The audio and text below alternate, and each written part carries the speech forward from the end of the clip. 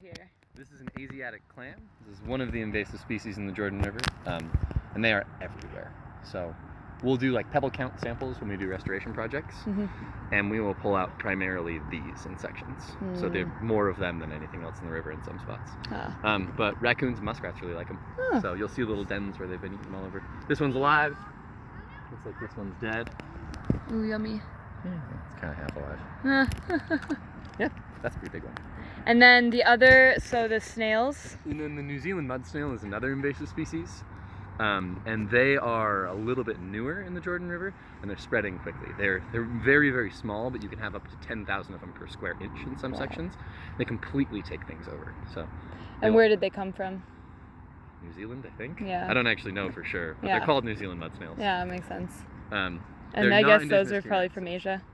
Yeah. So, most of the, because we have similar climatic conditions to a lot of Asia, and Asia has rivers and just transportation. You know, like this is Phragmites. This is a grass that's also from Asia. So this is a huge problem in invasive species that takes over. It's actually what I spend most of my time worrying about. Oh, really? What do you worry about it? It will completely take over everything. Like, you can't have anything native, and it's really, really hard to kill. This truly is the Hydra. Yeah. If you burn it, it will come back even stronger.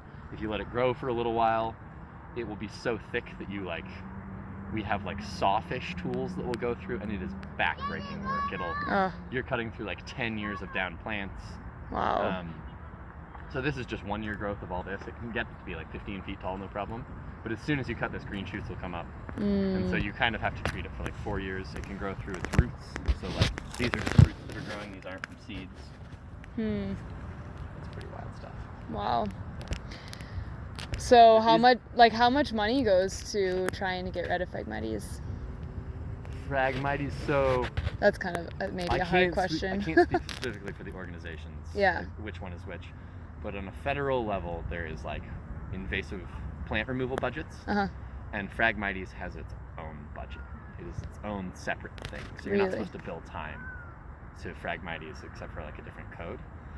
In That's Utah crazy. Lake, it has completely taken over the entire lake. It has changed the ecosystem 100%. It's changed like the way fish interact with the river. It's changed what the banks look like. There's no access. Like, this is actually not very thick at all.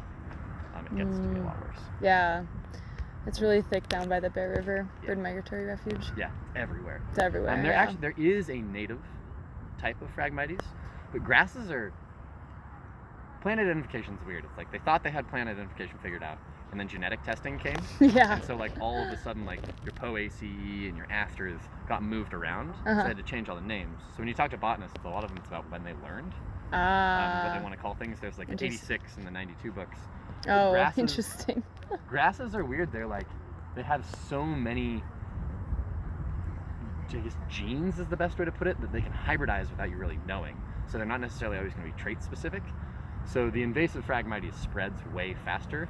The non-invasive, it has a little bit more of a purplish color, and it generally isn't as dense. But no one knows if there's truly invasive versus a non-invasive one. They think they've hybridized.